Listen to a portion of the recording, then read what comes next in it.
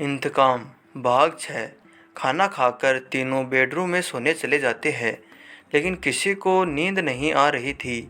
अगले दिन सुबह सब देर से उठे, क्योंकि सुबह के समय थोड़ी नींद आ गई थी। रौनक ड्राइंग रूम में सोफे पर बैठा था। अवंतिका बेडरूम से आकर बाहर आई। अरे रौनक, तुम कब जग गई? आज तो उठने में देर हो गई। मैं अभी तुम्हारे लिए चाय बना कर लाती हूँ। रौनक बोला, नहीं भाभी, चाय पीने का बिल्कुल मन नहीं है। आपसे कुछ बात करनी थी। अवंतिका सोफे पर बैठ गई।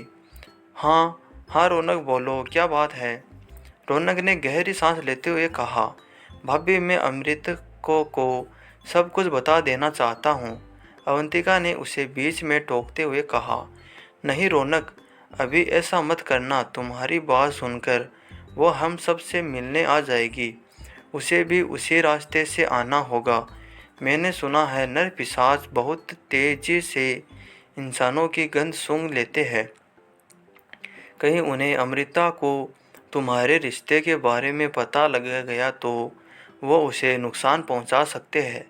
तुम उसे फ़ोन करके कह दो कि बिजनेस के किसी काम से 1 महीने के लिए बाहर जा रहे हो, आकर मिलेंगे। रौनक की आंखों से आंसू छलक रहे थे। उसने उन्हें पहुंचते हुए कहा, भाभी मैं न आप लोगों को छोड़ सकता हूँ, न ही अमृता को। आगे क्या होगा पता नहीं। अवंतिका ने उसे दिलासा देते हुए कहा, भैया सब ठीक हो जाएगा, भगवान पर भरोसा रखो। कुछ ही देर में शिखर भी वहाँ आ जा गया। तीनों नाश्ता करने लगे। तभी शिखर ने कहा, रौनक क्या सोचा है तुमने? कब जा रहे हो मुंबई? रौनक बोला, नहीं भैया, जो होगा सब मिलकर सह लेंगे।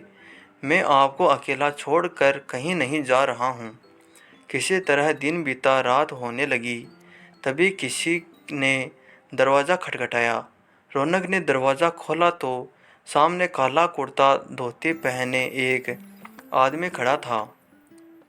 इससे पहले कि रौनक कुछ कहता, वह बोला, मुझे तांत्रिक बाबा ने भेजा है।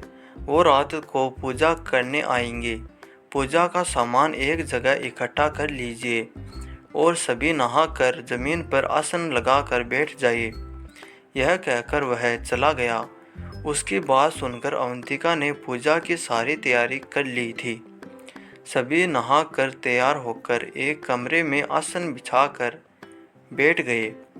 रात के 11 बज गए थे, लेकिन तांत्रिक का कुछ अता पता नहीं था। तभी किसी ने जोर से दरवाज़ा पीटना शुरू कर दिया। वह आवाज़ इतनी तेज थी कि तीनों डर गए। शिखर ने डरते डरते दरवाजे के पास पहुंचकर पूछा, कौन है? बाहर से तांत्रिक आवाज़ आई, जल्दी से दरवाज़ा खोलो, मैं हूँ तांत्रिक।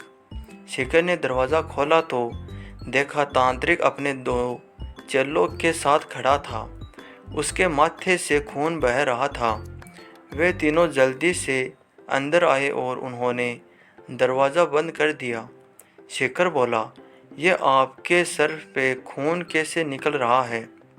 तांत्रिक ने उसे घूरते हुए कहा, अच्छा, जैसे तुझे कुछ पता नहीं। तभी वहाँ रौनक और अवंतिका भी आ गए।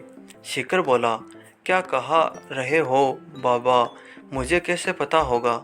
यह सुनकर तांत्रिक और उसके दोनों चेले हंसने लगे।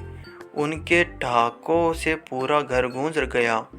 रौनक ने शिखर का हाथ पकड़ लिया और तांत्रिक की ओर इशारा किया। तांत्रिक की आंखें लाल थी, जैसे उनमें खून उतर आया था। रौनक बोला, भैया ये तांत्रिक नहीं है। यह सुनकर तांत्रिक बोला, हाँ सही कहा तूने, मैं वही हूँ जिसे तूने मारा था।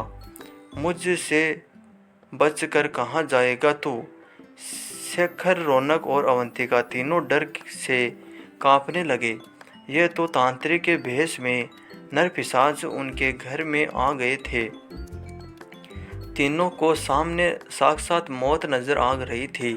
तभी तीनों नर पिशाच के रूप से में सामने प्रकट हो गए। शेखर बोला, आपको मारना है तो मुझे मार दो, लेकिन इन दोनों को छोड़ दो, ये दोनों बेकसूर है। लेकिन तीनों नरपिशाच बिना कुछ बोले टाका लगा रहे थे।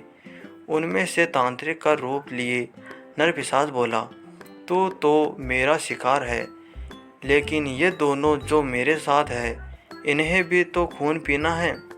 तभी दरवाजे के नीचे से धुआं आने लगा, जिससे तीनों नरपिशाच परेशान हो गए। पहला बोला, हमें भगाने का उपाय कर रहा है, हम तुझे छोड़ेंगे नहीं। अभी तो हम जा रहे हैं, लेकिन फिर वापस आएंगे। यह कहकर तीनों दरवाज़ा खोलकर तेजी से बाहर भाग गए। तभी तांत्रिक एक आदमी को लेकर घर में आया।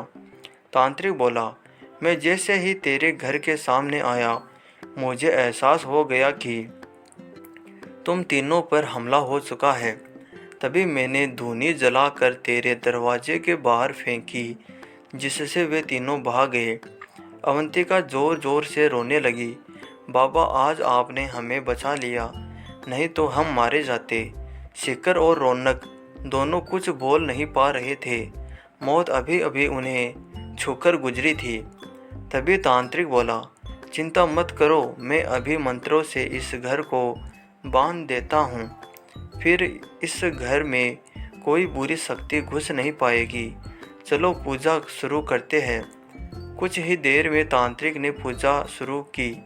बहुत देर तक पूजा करने के बाद उसने हवन की राख को अपने चेले से घर के चारों ओर बिखेर दिया। जाने से पहले तांत्रिक ने कहा, मैं अब यहाँ नहीं आऊँगा। तुम लोग जब तक इस घर में हो सुरक्षित हो, लेकिन अगर किसी काम से बाहर जाओ तो ये माला ले लो। एक बार में एक ही आदमी बाहर जाए, वो भी इस माला को पहनकर। तांत्रिक चला गया। तीनों वहीं सोफे पर बैठ गए। रौनक बोला, भैया ये तो बहुत भयानक है, हम इनसे कब तक बच पाएंगे। शेखर बोला, पहले तो मैं इन सब पर कम विश्वास करता था, लेकिन आज तो कुछ हुआ उससे मैं जान गया हूँ कि मैं जिंदा नहीं रहूँगा। अवंतिका बोली, आप भी बेकार की बातें करते हो, कुछ नहीं होगा आपको, उपाय कर तो रहे हैं। तीनों एक दूसरे को समझा रहे थे, लेकिन खुद अंदर से डरे हुए थे। शेष आगे। तो दोस्तों, आपको कहानी कैसी लगी हमें कमेंट कर ज़रूर बताइए, और प्लीज़ वीडियो को लाइक कीजिए और चैनल को सब्सक्राइब कीजिए। Thank you.